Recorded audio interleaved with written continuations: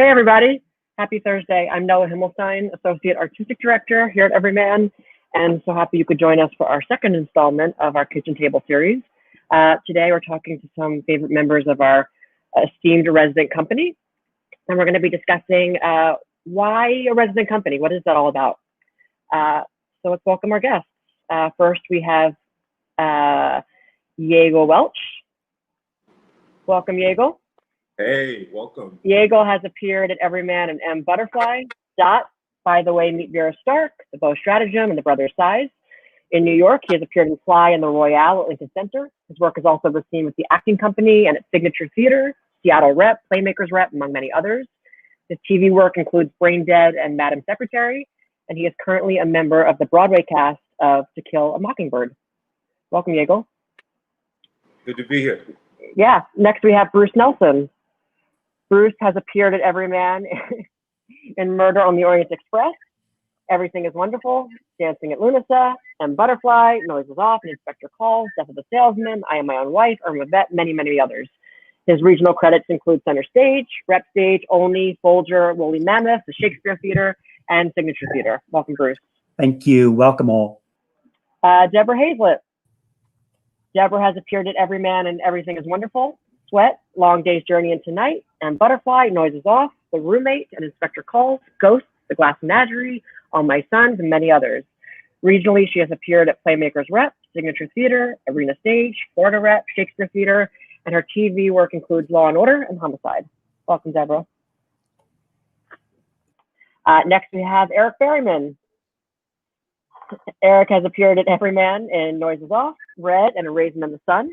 His off-Broadway credits include the B-side, Negro Folklore from Texas State Prison, a record album interpretation, which I hope a lot of us got to see on streaming a couple weeks ago, Tony Stone with Roundabout, Steel Hammer at BAM, and Lockdown at Rattlestick. Welcome, Eric. And great. Hopefully Beth Hilton will join us in a little bit, some connectivity stuff. Great. So let's bring everybody back on.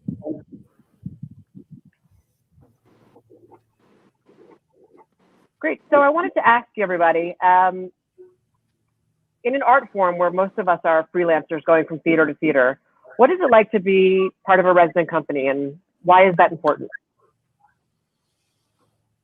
Bruce. You know, the word that kept coming up for me was ownership. And as we move around the country as actors, we're guests in people's homes.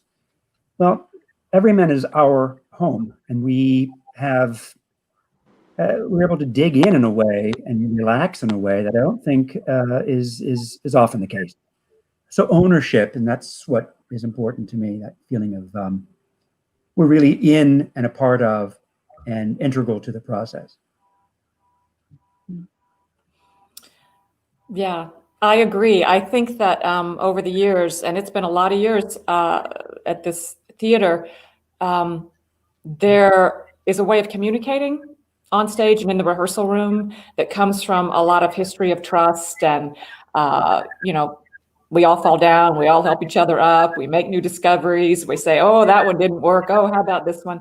And knowing how we all work in the room, I think it opens doors to a facility of communication that is pretty terrific and helps the craft move forward, helps us to understand each other. Yeah. Eric, you grew up in Baltimore and went to the School for the Arts. What's it like for you to be part of a resident company in your hometown? Well, first, I want to say that my mother is watching, as I've seen the comments, and I just want to acknowledge that I see that she has said hi.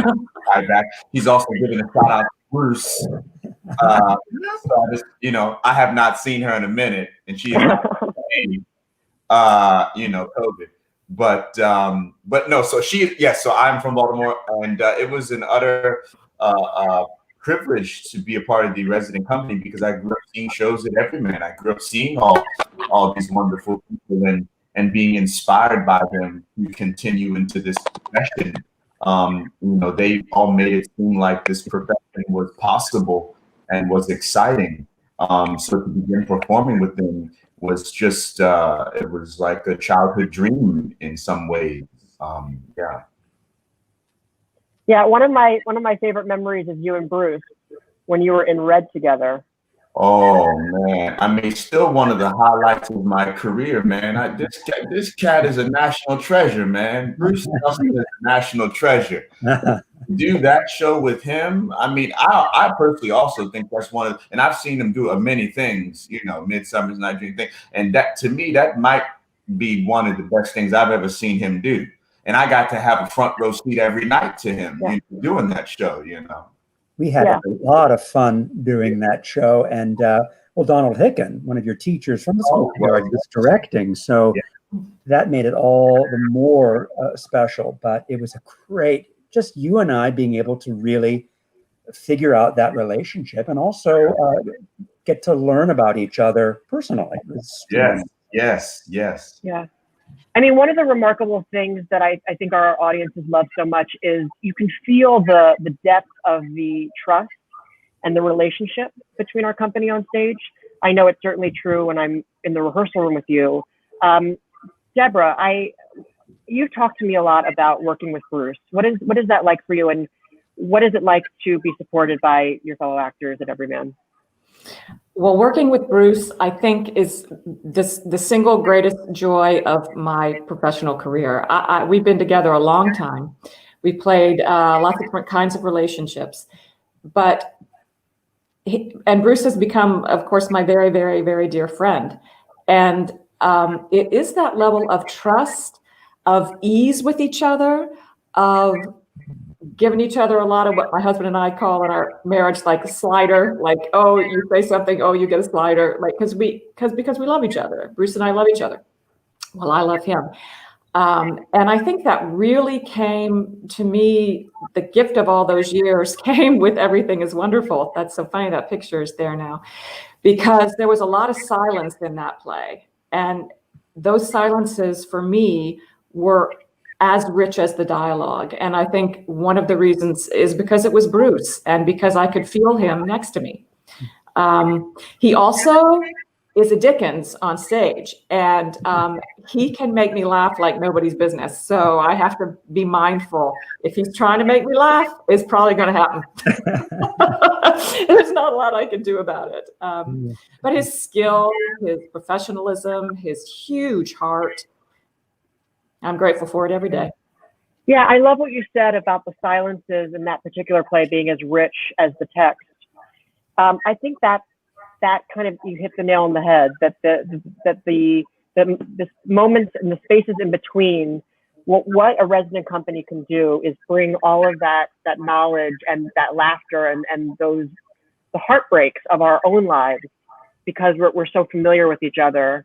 And I think that's, we call it the quote special sauce at Everyman, what is so rich about the company.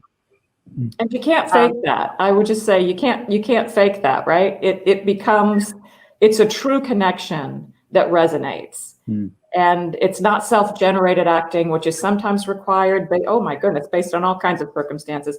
But it's a real connection that comes from sitting next to someone that you trust. Yeah. Fantastic. Yeah, Bruce. That shot of Noises Off that was just on screen, the three of us were in that. And, kudos to Kat, our stage manager extraordinaire, who guided us through that.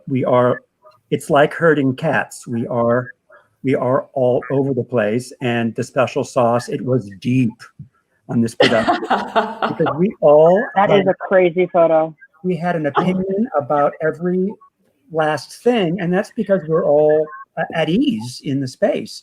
We have lots of collaborative juices flowing, and that's a beautiful thing. Yeah. What I'm so curious about, I feel it in my own work, is what it's like to work in one community and explore your own work in front of basically the same audience. We're always trying to bring in new audiences, but the audience brings in sort of a collective knowledge of what you did last year. And when we're watching you this year, they're bringing in all those memories. What's that like for you as an artist to keep exploring on one stage versus being sort of a freelance artist? Eric, you do a lot of freelance work. Can you sort of talk about the differences for you?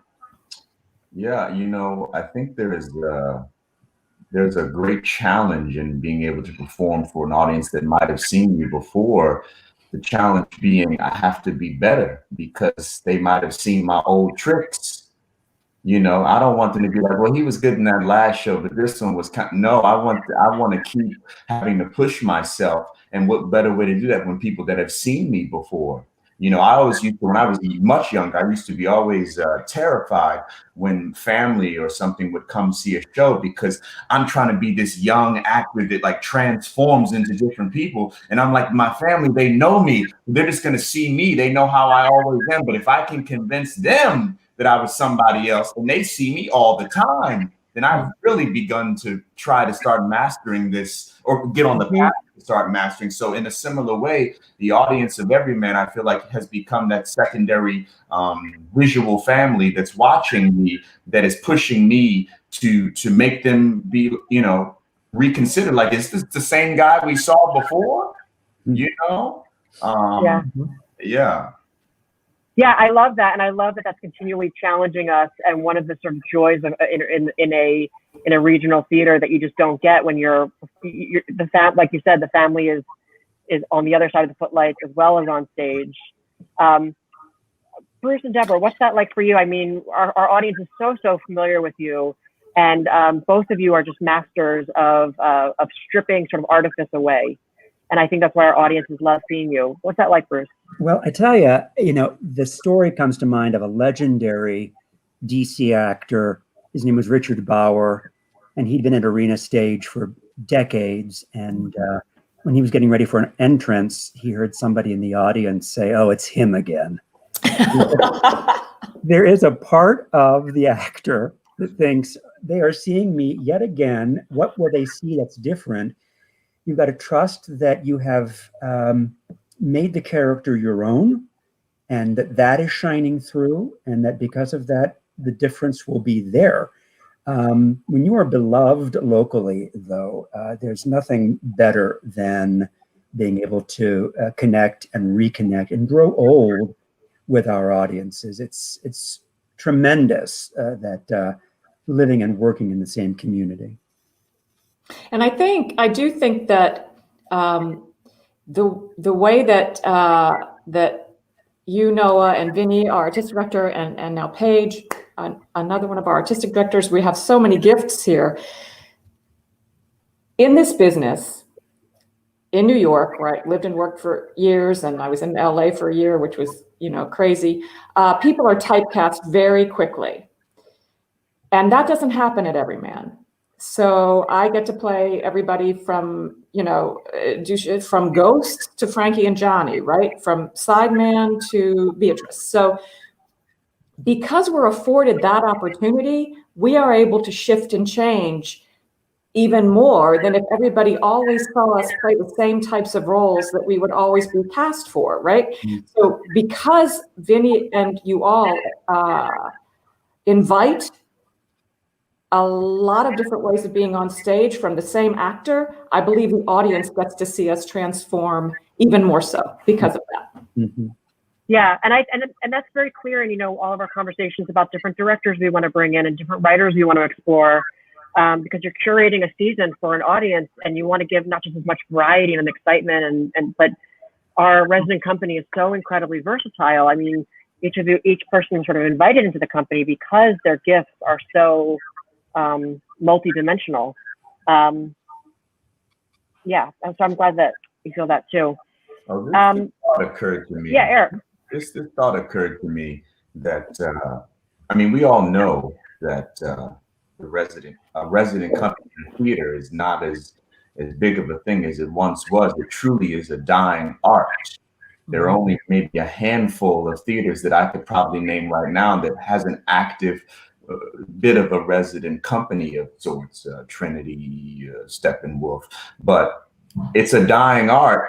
And I think that it's necessary that an institution, a theatrical institution, should try to bring it back, because at least speaking for me, I still think I'm a young artist, but I was even younger when I became a resident company member. And it was a fantastic way for me out of school to, quote unquote, begin to cut my teeth, teeth at a safe place, at a place where I'm working with top-notch people, that I was being challenged. This was something that in many ways I was able to do. It was a dying thing that I was able to be a part of. So many actors, generations before me, this is what happened. You left school and you went to the Guthrie's company. You left school and you went to this company and you continued to work there. And much in the same way of musicians back in the day, a musician sought to be in someone's band before they became a leader. If they could get in Miles's band or Lionel Hampton's band, my uncle, who's a Baltimore-born saxophonist,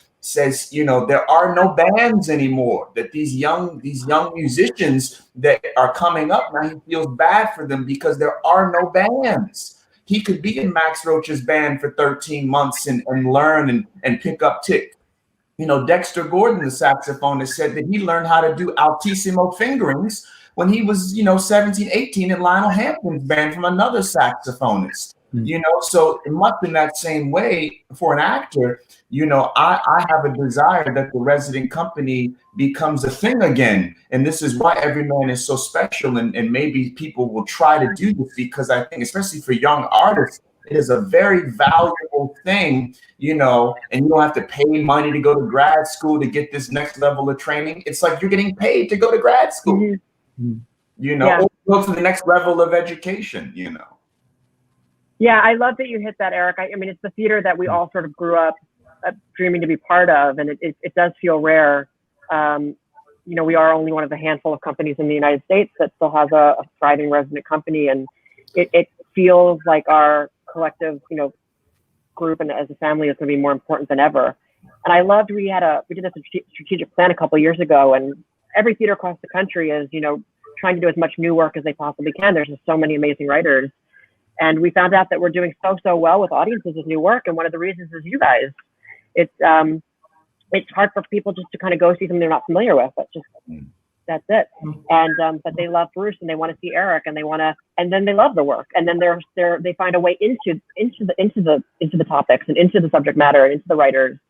So I want to highlight something that our associate artistic director is saying here.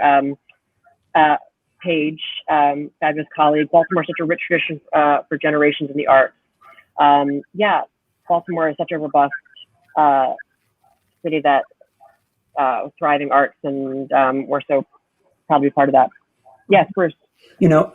Seeing Paige's comment there makes me think of the work that she is doing right now in guiding us through our solidarity statement, our Black Lives Matter solidarity statement, and rethinking our code of conduct.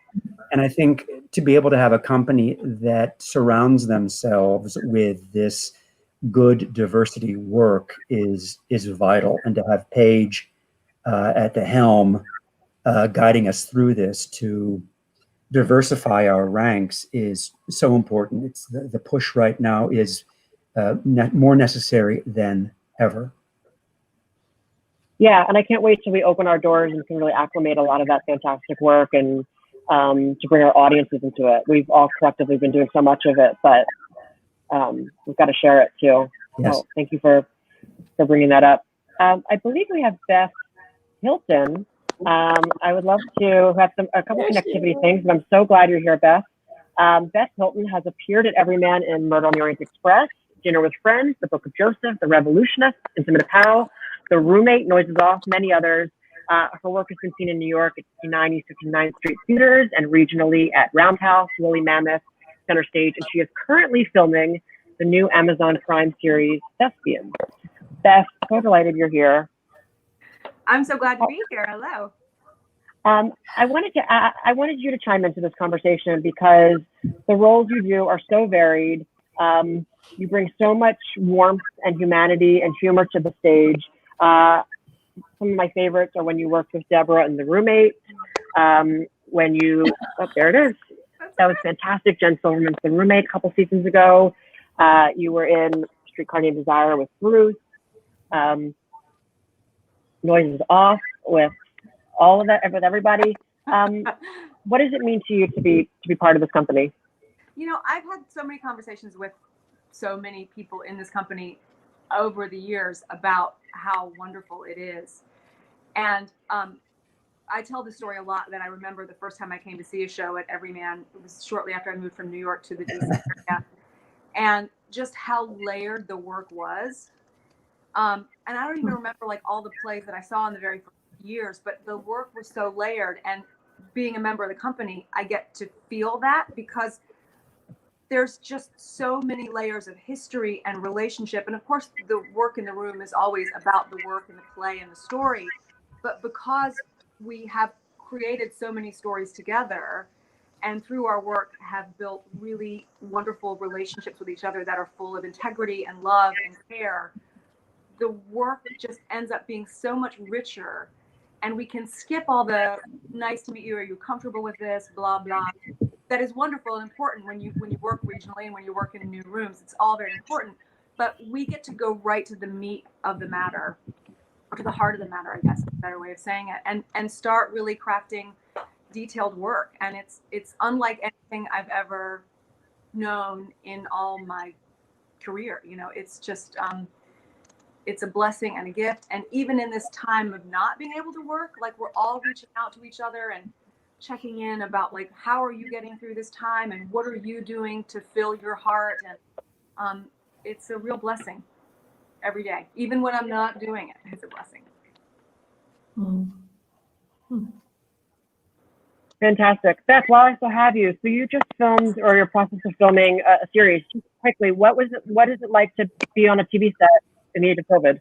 So I did an episode. Actually after opening night of Murder on the Orient Express. Went back to film another one a couple months later, and then COVID struck. So it was literally, so this first half of the episode was shot in March, and so they just got clearance from SAG, from the Screen Actors Guild, to go back in and start filming again. And so there's a COVID person on set who handles all your water bottles and any props you handle. The actors had to be in masks when they weren't in scenes. I think love scenes are not approved yet. At least they weren't for this. And so if we were in face to face, we had to separate after 15 minutes of filming to go put our masks on and go get fresh air. There was a makeup artist, of course, and they did makeup on you, but they were in masks and shields. And then, you know, anytime you had to go away and put your mask back on, the makeup artist had to come. And so it was, I felt incredibly safe. You know, they crafted the rules so that the actors felt safe, and so the set felt safe. All of the crew were in masks. And honestly, everyone was just so happy to be doing our jobs and doing what we love. And it was nice to get back. It was weird, but it was, you know, grocery shopping is weird now. So it's Sure. I love that you just about how grateful everybody was to be back at work and how that permeated. One of the things that I'm so looking forward to is that gratitude, and just how much we'll enjoy and not take things for granted when we're in a rehearsal room together.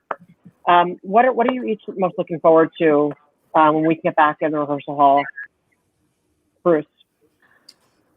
Well, I want to hug people, but hugging is, you know, theater types are huggers and kissers, and to take that away from us, that seems cruel. So that, but also telling a fabulous story. You know, Vinny, our artistic director, makes it such a inviting place to tell good stories, to tell them well. That's what I will look forward to. Yeah. Deborah, what do you think?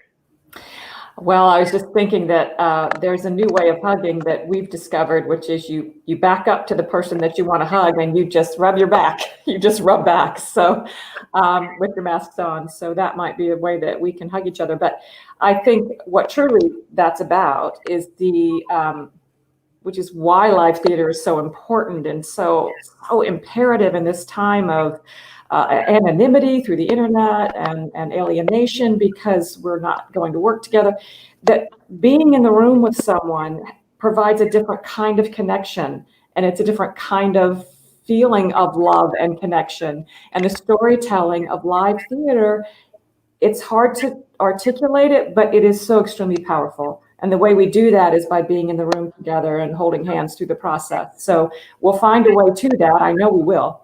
And we'll find a way to do it safely. But just being in the room, and even if we can't hold hands, being in the room and feeling the power of that actual in-person connection to tell a beautiful story. I'm looking forward to it. Yeah. Mr. Berryman. I am looking forward to, and I'm hopeful for, in the entire world, a renewed sense of artistic purpose and focus. That everything that's been going on the last 6 months, in this country, in the world, health-wise, everything, politically, socially, I'm hoping that the artist and artistic institutions have a renewed sense of where our place is and why we are important and what that is. And just because even when it's something that's even a comedy or entertainment, that there can be a reason behind it and purpose, and that fluff, there's no longer a place for fluff. That doesn't mean that it can't be fun or can't be whatever. I'm not saying we all got to do serious pieces and dramas all the time, but I do think that I'm hopeful for that this time reinvigorates and reevaluates the importance of the artist and our place in society. You know, I believe that the artist is no more or less important than any other profession, that we are a circle, a community. And when one of those members of the community falls out, the rest of it, goes.